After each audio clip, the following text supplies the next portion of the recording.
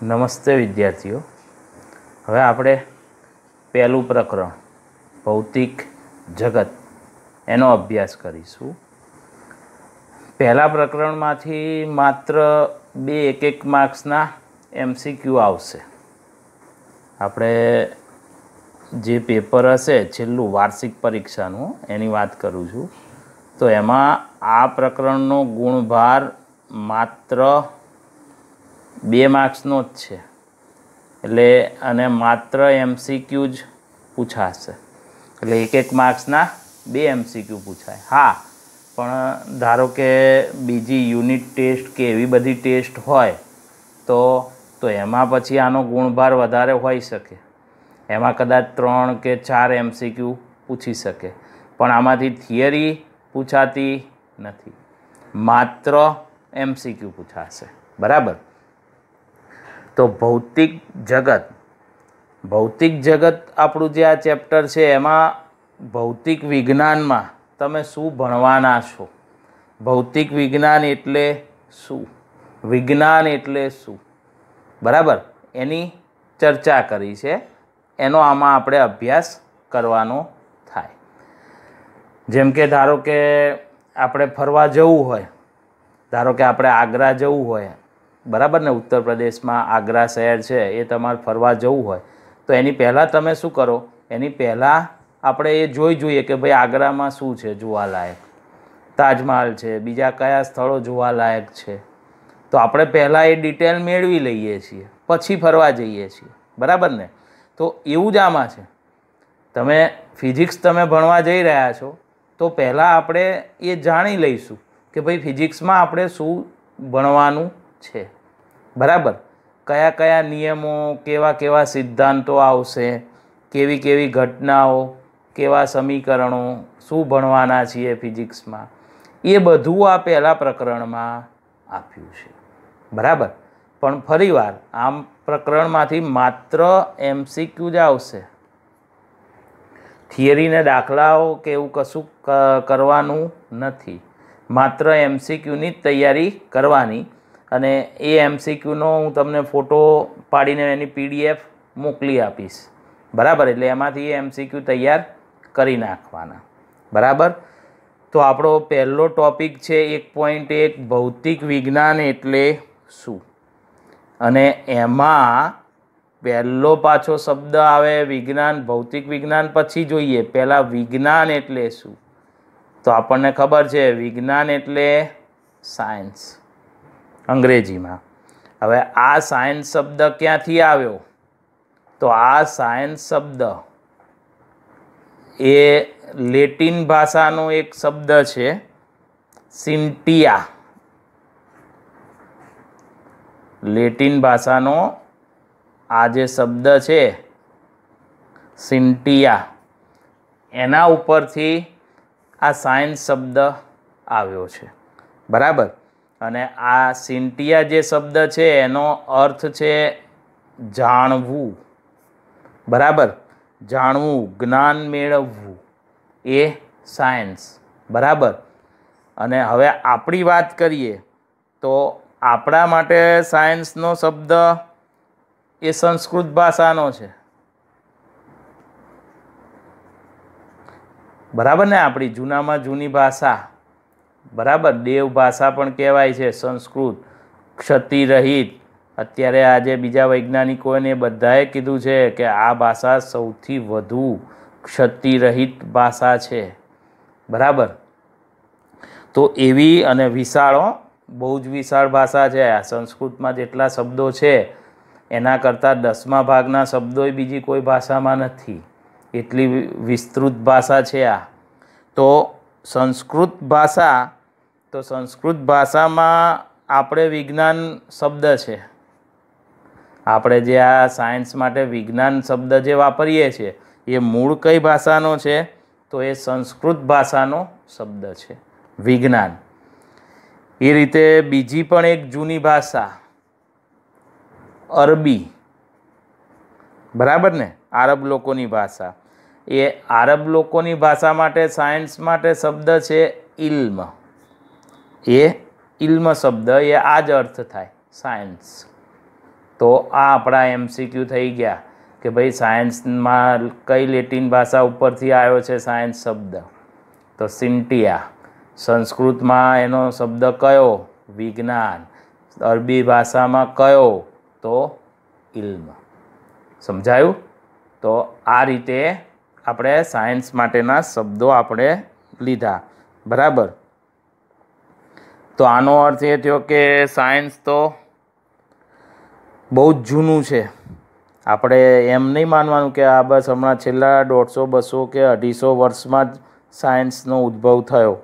હા, એ વર્ષોમાં એનો વિકાસ બહુ ઝડપથી થયો.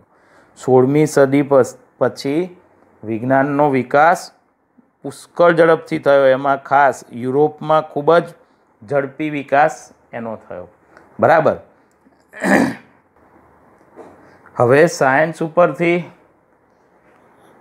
ફિઝિક્સ ઉપર આવીએ, કેમ કે ફિઝિક્સ એ આપણું એક વિજ્ઞાન છે.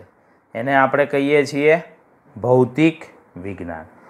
તો પહેલાં ફિઝિક્સ શબ્દ ક્યાંથી આવ્યો? તો ફિઝિક્સ શબ્દ એ ગ્રીક શબ્દ છે. ગ્રીક શબ્દ કે જેનો અર્થ થાય પ્રકૃતિ. બરાબર ને? એના ઉપરથી આ શબ્દ આવ્યો છે ફિઝિક્સ. ગ્રીક શબ્દ હકીકતમાં ખાલી ફિઝિક હતો, એના ઉપરથી ફિઝિક્સ આવ્યો છે. અને એનો અર્થ શું થાય? પ્રકૃતિ. એટલે કે ફિઝિક્સ એ પ્રકૃતિનો અભ્યાસ કરવા માટેનું વિજ્ઞાન છે. શું છે? પ્રકૃતિનો અભ્યાસ કરવા માટેનું વિજ્ઞાન છે, એ ફિઝિક્સ છે. અને ફરી પાછું આપણે જે શબ્દ વાપરીએ છીએ ફિઝિક્સ માટે, ભૌતિક. બરાબર ને? એ સંસ્કૃત શબ્દ ભૌતિકી ઉપરથી આવ્યો છે. સંસ્કૃત શબ્દ કયો? ભૌતિકી. એના ઉપરથી આપણે કયો શબ્દ વાપરીએ છીએ? ભૌતિક વિજ્ઞાન.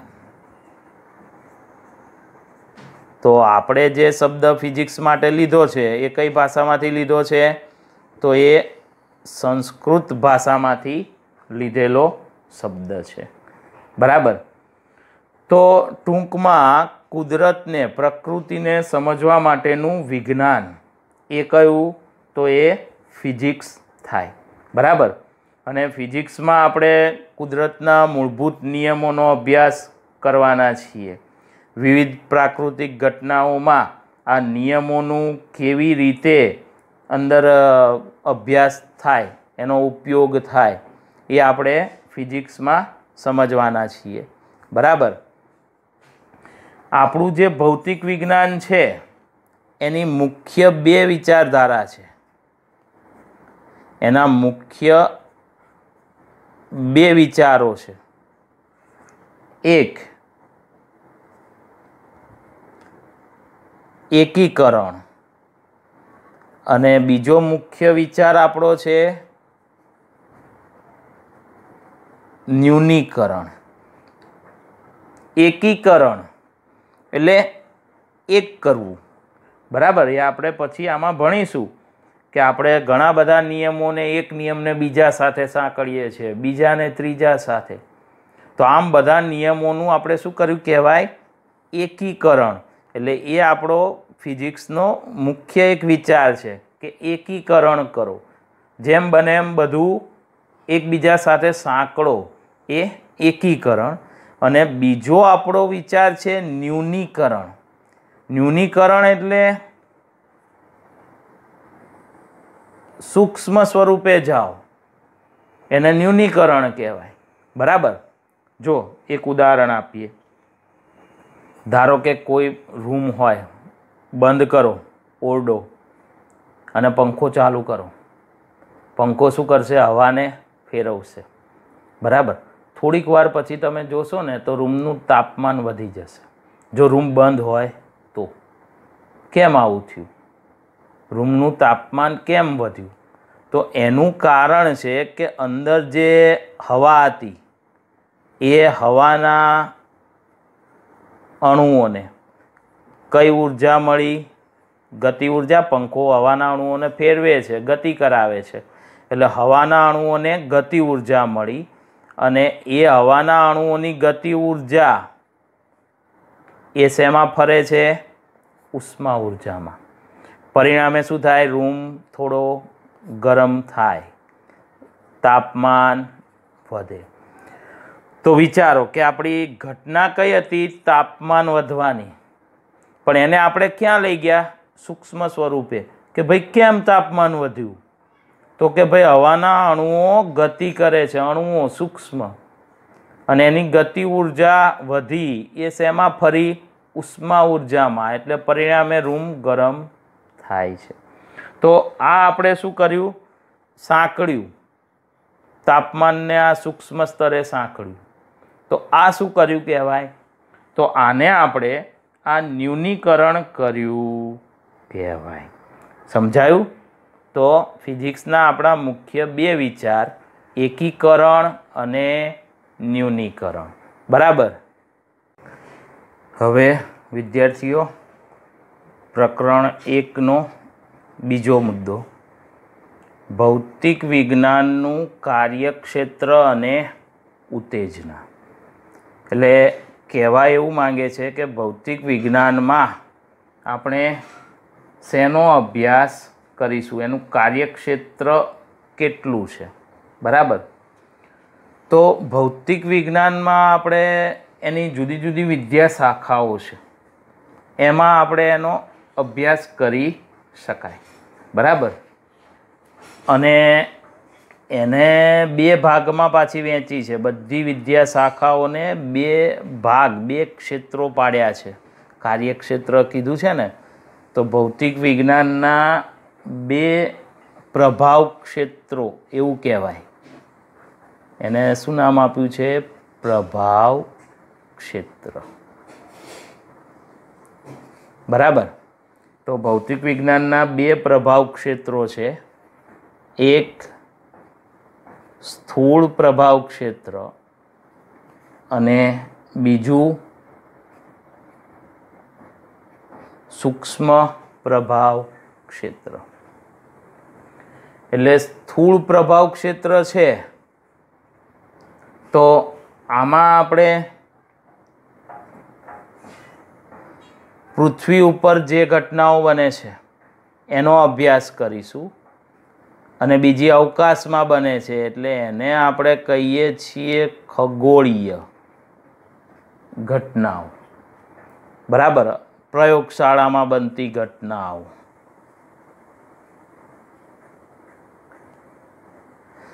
તો આ બધું આપણે શેમાં લઈએ છીએ? સ્થૂળ. સ્થૂળ એટલે મોટું. કોઈ જાડો માણસ હોય તો એને નહીં કહેતા આપણે કે સ્થૂળ માણસ છે, સ્થૂળ કાય ધરાવતો. બરાબર.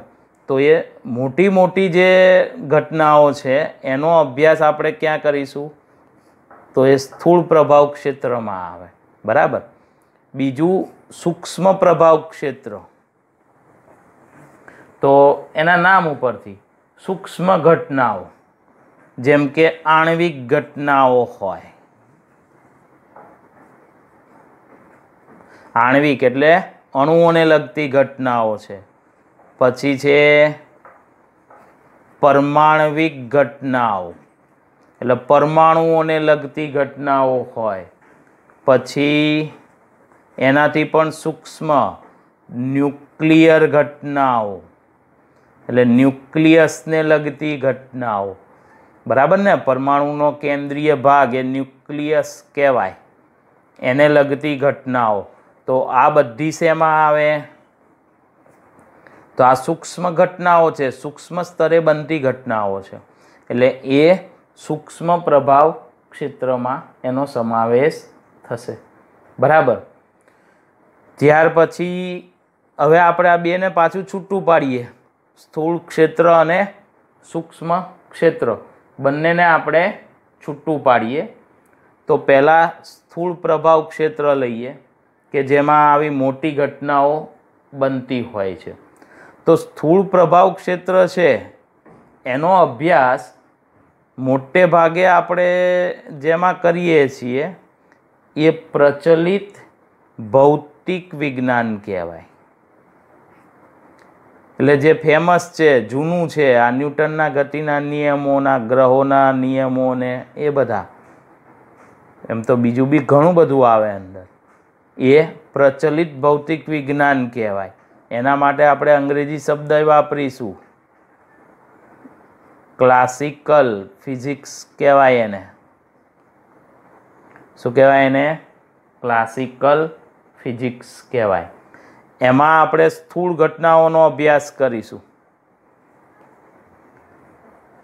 આ બધી સ્થૂળ ઘટનાઓ જે છે એ શેમાં એનો અભ્યાસ થાય?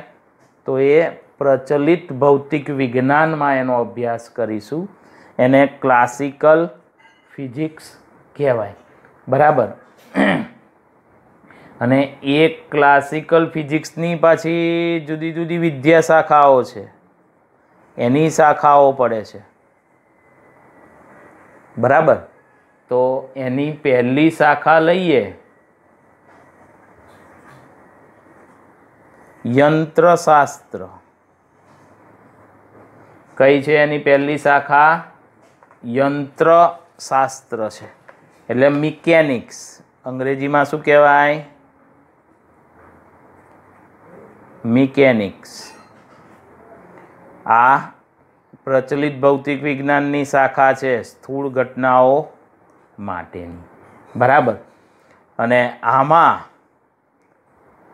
યંત્રશાસ્ત્રમાં શેનો અભ્યાસ થાય પાછું? તો કે ભાઈ ન્યૂટનના ગતિના નિયમો, ગુરુત્વાકર્ષણનો નિયમ. બરાબર. પછી ટૂંકમાં પદાર્થની ગતિ હોય, એની સાથે સંકળાયેલી બીજી ઘટનાઓ હોય. બરાબર. જેમ કે રોકેટનું ઉદાહરણ આપ્યું છે. રોકેટ છે, રોકેટ કઈ રીતે ઉપર જાય? તો અંદરથી વાયુ નીકળે, એ વાયુ ધક્કો મારે એટલે ન્યૂટનના ગતિના ત્રીજા નિયમ પ્રમાણે એને વિરુદ્ધ દિશામાં ધક્કો વાગે. એ બધાનો અભ્યાસ ક્યાં થાય? તો એ યંત્રશાસ્ત્રમાં એનો અભ્યાસ થશે. પછી હવામાં ધ્વનિનું પ્રસરણ, આ પણ યંત્રશાસ્ત્રમાં જ આવશે, આપણે પછી ભણીશું. પાણીમાં ઉદ્ભવતા તરંગો, બરાબર, ઉચ્ચાલનના સિદ્ધાંતો તમે આગળ ભણી ગયા. આ બધું યંત્રશાસ્ત્ર છે. તો આ બધાનો અભ્યાસ યંત્રશાસ્ત્રમાં થશે. એટલે જો આમાંથી આવો MCQ બનાવે કે ગુરુત્વાકર્ષણને લગતી ઘટનાઓનો અભ્યાસ ભૌતિક વિજ્ઞાનની કઈ શાખામાં કરવામાં આવે છે? તો જવાબ કયો આવે? મિકેનિક્સમાં, યંત્રશાસ્ત્રમાં તેનો અભ્યાસ કરવામાં આવે છે. બરાબર. ચલો, પછી પ્રચલિત ભૌતિક વિજ્ઞાનની બીજી શાખા છે ઇલેક્ટ્રોડાયનેમિક્સ. કઈ છે? ઇલેક્ટ્રોડાયનેમિક્સ છે. બરાબર. તો ઇલેક્ટ્રોડાયનેમિક્સમાં શેનો અભ્યાસ કરીશું? તો ઇલેક્ટ્રોડાયનેમિક્સમાં એક તો વિદ્યુત ભારોને લગતો અભ્યાસ થાય. બરાબર. એટલે વિદ્યુત ક્ષેત્રનો અભ્યાસ આવે,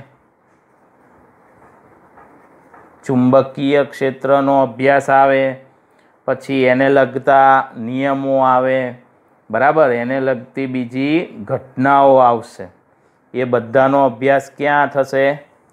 ઇલેક્ટ્રોડાયનેમિક્સમાં. બરાબર. એટલે જેમ કે વિદ્યુત ભારને લગતો કુલમનો નિયમ છે, પછી ઓર્સ્ટેડના નિયમો, એમ્પિયર, ફેરેડે, ચુંબકીય ક્ષેત્રવાળા મેક્સવેલનો નિયમ. બરાબર. પછી વોલ્ટેજ, વિદ્યુત પ્રવાહ, આ બધાનો અભ્યાસ શેમાં આવે? તો એ ઇલેક્ટ્રોડાયનેમિક્સમાં આ બધાનો અભ્યાસ આવશે. એના સિવાય બીજો પણ ઇલેક્ટ્રોડાયનેમિક્સમાં અભ્યાસ થશે. એમાં તરંગો આવે, એને આપણે કહીશું વિદ્યુત ચુંબકીય તરંગો. બરાબર ને? આ રેડિયો તરંગો ને બધો જે આવે આ મોબાઈલમાં જે તરંગો વપરાય છે એ બધા વિદ્યુત ચુંબકીય તરંગો છે. આ પ્રકાશ એ પણ વિદ્યુત ચુંબકીય તરંગ છે. તો એ બધો અભ્યાસ કઈ શાખામાં કરીશું? તો ઇલેક્ટ્રોડાયનેમિક્સમાં. એટલે આ MCQ થઈ જાય. ધારો કે તમને એમ પૂછે કે ભાઈ કુલમના નિયમનો અભ્યાસ કઈ શાખામાં થાય, તો કે ભાઈ ઇલેક્ટ્રોડાયનેમિક્સ. બરાબર. ચલો, પ્રચલિત ભૌતિક વિજ્ઞાનની આપણે ત્રીજી શાખા લઈએ, પ્રકાશશાસ્ત્ર. નામ ઉપરથી પ્રકાશના કિરણોને લગતું શાસ્ત્ર, એને શું કહેવાય? પ્રકાશશાસ્ત્ર. એટલે લખ્યું છે ચોપડીમાં, જો પ્રકાશીય ઘટનાઓનો ઉપયોગ થાય. આમાં શેનો ઉપયોગ થાય? પ્રકાશીય ઘટનાઓનો ઉપયોગ થાય. પ્રકાશને જે ઉપયોગ કરે છે પ્રકાશનો, એવા સાધનો આમાં આવે, એનો અભ્યાસ એ પ્રકાશશાસ્ત્રમાં આવે. જેમ કે આપણે આગળ ભણી ગયા માઇક્રોસ્કોપ, બીજા ચેપ્ટરમાં આપણે આવશે. બરાબર. પછી ટેલિસ્કોપ, આ બધા પ્રકાશીય ઉપકરણો કહેવાય. શું કહેવાય આને? પ્રકાશીય ઉપકરણો. તો આ બધાનો અભ્યાસ શેમાં આવે? પ્રકાશશાસ્ત્રમાં આપણે આ બધાનો અભ્યાસ કરીશું. બરાબર. પછી ચોથી શાખા છે પ્રચલિત ભૌતિક વિજ્ઞાનની, થર્મોડાયનેમિક્સ. કઈ છે? થર્મોડાયનેમિક્સ છે. થર્મોડાયનેમિક્સમાં આખા પદાર્થની ગતિનો અભ્યાસ નથી કરવાનો. બરાબર. પણ માત્ર શું કરવાનું એમાં? તાપમાન, આંતરિક ઉર્જા, એન્ટ્રોપી, આ બધું જે તમે ભણીને આવ્યા ને, તાપમાન, આંતરિક ઉર્જા, તો આ બધાને લગતી ઘટનાઓનો અભ્યાસ થર્મોડાયનેમિક્સમાં થશે. હમણાં જે આપણે શબ્દ વાપર્યો ઉષ્મા ઉર્જા. બરાબર. અને થર્મોડાયનેમિક્સ ઉપર કાર્ય કરતા સાધનોનો અભ્યાસ આમાં આવે, ઉષ્મા એન્જિનો. બરાબર ને? આપણે આ બાઇક ને કારનું ને બધા એન્જિન કયા કહેવાય? એ ઉષ્મા એન્જિન કહેવાય. એ શેમાં એનો અભ્યાસ આવે? થર્મોડાયનેમિક્સમાં આવે. બરાબર. પછી રેફ્રિજરેટર, એ પણ એક પ્રકારનું ઉષ્મા એન્જિન જ છે. રેફ્રિજરેટર, AC આપણે કહીએ છીએ. આ બધા શું છે? ઉષ્મા એન્જિનો છે. તો આ બધાનું શેમાં અભ્યાસ થાય? થર્મોડાયનેમિક્સમાં આ બધાનો અભ્યાસ થશે. તો આ સ્થૂળ પ્રભાવ ક્ષેત્ર હતું.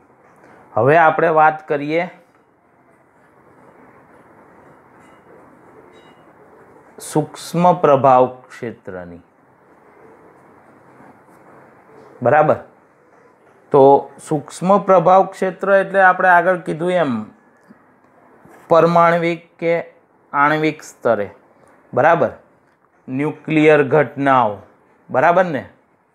તો ન્યુક્લિયર ઘટનાઓને જોઈએ એટલે ન્યુક્લિયસ સાથે સંકળાયેલી ઘટનાઓ.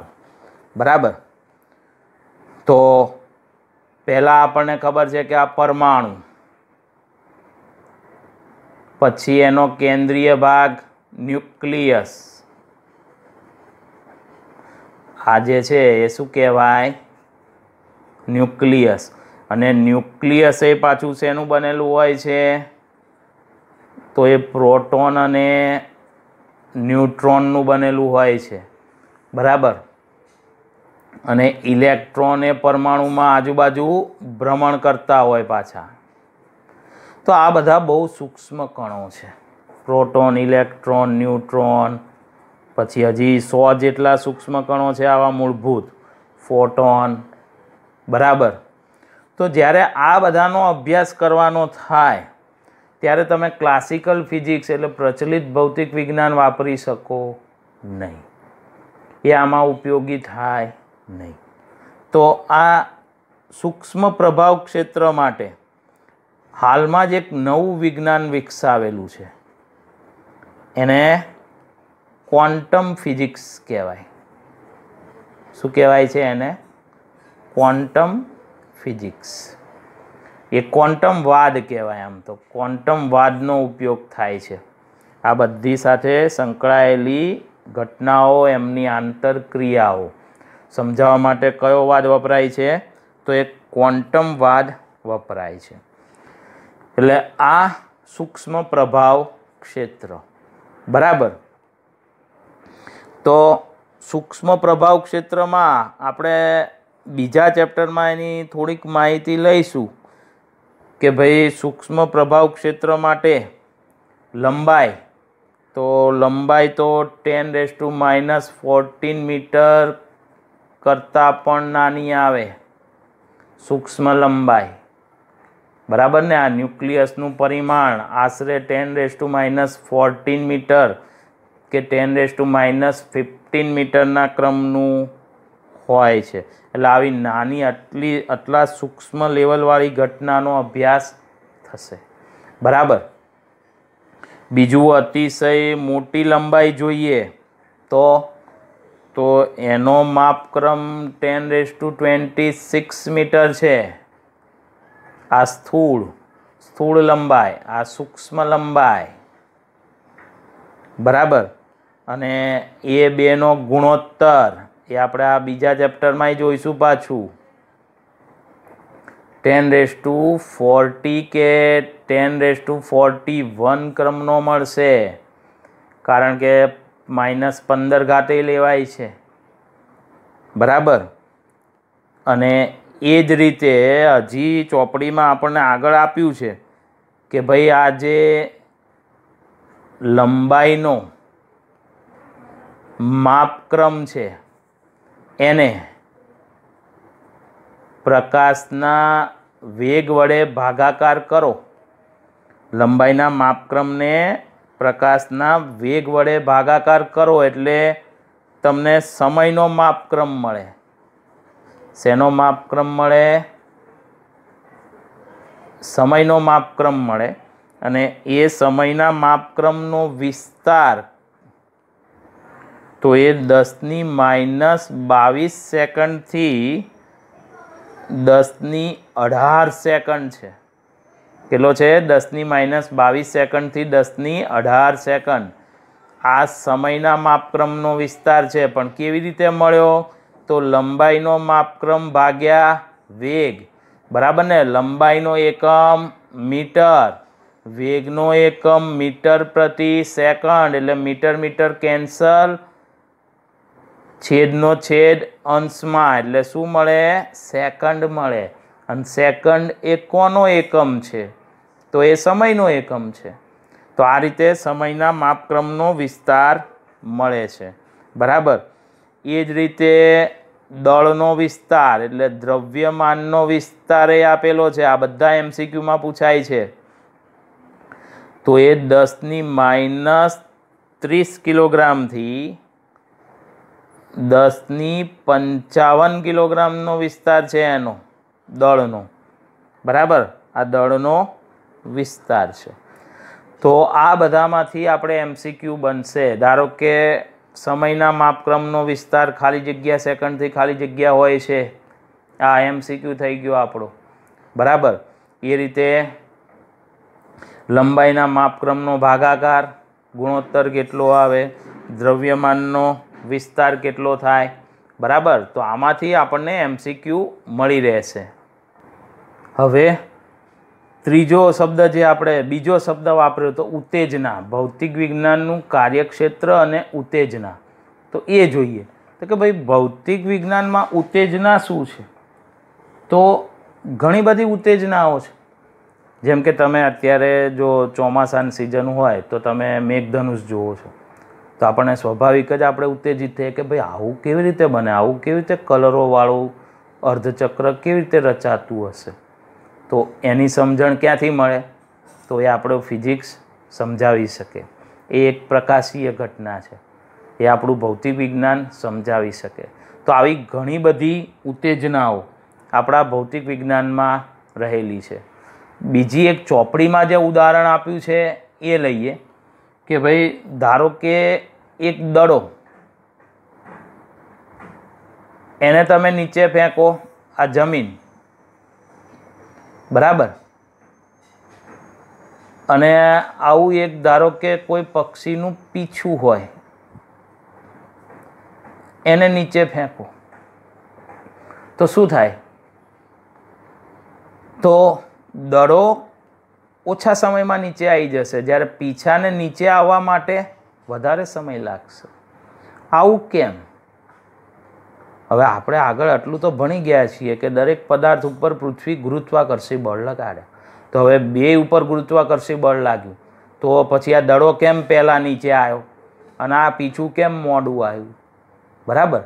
તો જ્યારે આવી કોઈ ઘટના હોય તો પહેલાં શું કરવું પડે કે ભાઈ એના મૂળભૂત લક્ષણો કયા છે, એમાં કયા સિદ્ધાંતો વપરાશે, બરાબર, એ અંદર દાખલ કરીને પછી જરૂરી સુધારા વધારા કરો અને પછી આવી ઘટનાઓ સમજાવી શકાય. તો આમાં શું થશે કે આ બંનેને હવાનો અવરોધ નડશે. બંને ઉપર ગુરુત્વાકર્ષી બળ તો સરખું જ લાગ્યું, પણ દડાને હવાનો અવરોધ સાવ ઓછો નડે છે, જ્યારે પીછાને હવાનો અવરોધ કેવો નડે છે? વધારે. માટે પીછાને નીચે આવતા વધારે સમય લાગે છે. તો પછી આપણને એક ઉત્તેજના થાય કે હવાનો અવરોધ કાઢી નાખીએ તો પછી દડો અને પીછું બંને સમાન સમયમાં નીચે આવવા જોઈએ, એક સાથે જ નીચે પડવા જોઈએ, અને તમને માન્યામાં નહીં આવે એવું થશે. આવા પ્રયોગો કરીને બતાવેલું છે. તમે કોઈ ધારો કે આ રીતે આ એક શૂન્યાવકાશ કરેલો ઓરડો છે, શૂન્યાવકાશી, એટલે કશું જ નથી, અંદર હવા નથી, અને હવે તમે આ દડાને અને આ પીછાને ફેંકો તો બંને એક સાથે એક જ સમયે નીચે પડશે, નીચે અથડાશે. બોલો કેમ? કેમ કે વચ્ચે હવાનો અવરોધ નથી. આ આખું શૂન્યાવકાશવાળું છે, બરાબર. તો બંને એક જ સમયે નીચે પડે છે, બરાબર, કારણ કે ગુરુત્વ પ્રવેગ એ પદાર્થના દળ ઉપર આધારિત નથી. જે પ્રવેગથી બંને પદાર્થો પડે છે એ ગુરુત્વ પ્રવેગ કહેવાય. એ પદાર્થના દળ પર આધારિત નથી, બરાબર છે. તો આવા ઉત્તેજનાત્મક ઘટનાઓનો અભ્યાસ આપણે ફિઝિક્સમાં કરીશું, બરાબર. હવે ત્યાર પછીનો ટોપિક લઈએ, 1.3 ભૌતિક વિજ્ઞાન, ટેકનોલોજી અને સમાજ. એટલે આ ત્રણેય વચ્ચેનો આપણે સંબંધ અને એનું ઉદાહરણ જોઈશું કે ભાઈ ભૌતિક વિજ્ઞાન અને ટેકનોલોજી ક્યાં સંકળાયેલા છે, ભૌતિક વિજ્ઞાન ટેકનોલોજી સમાજ સાથે કેવી રીતે સંકળાયેલા છે, બરાબર. તો હમણાં આપણે આગળના ટોપિકમાં ઉદાહરણ આપ્યું થર્મોડાયનેમિક્સનું. ભૌતિક વિજ્ઞાનની એક શાખા છે જેમાં આપણે ઉષ્મા એન્જિન કીધું અને વરાળ એન્જિન, સ્ટીમ એન્જિન, જે આપણે પહેલાં ટ્રેનમાં વપરાતા હતા, બરાબર. તો એ ઉષ્મા એન્જિન છે એક પ્રકારનું, એ બાહ્ય દહન ઉષ્મા એન્જિન કહેવાય, બરાબર. તો જ્યારે આ વરાળ એન્જિનો શોધાયા તો એ વરાળ એન્જિનો 18મી સદીમાં શોધાયા હતા,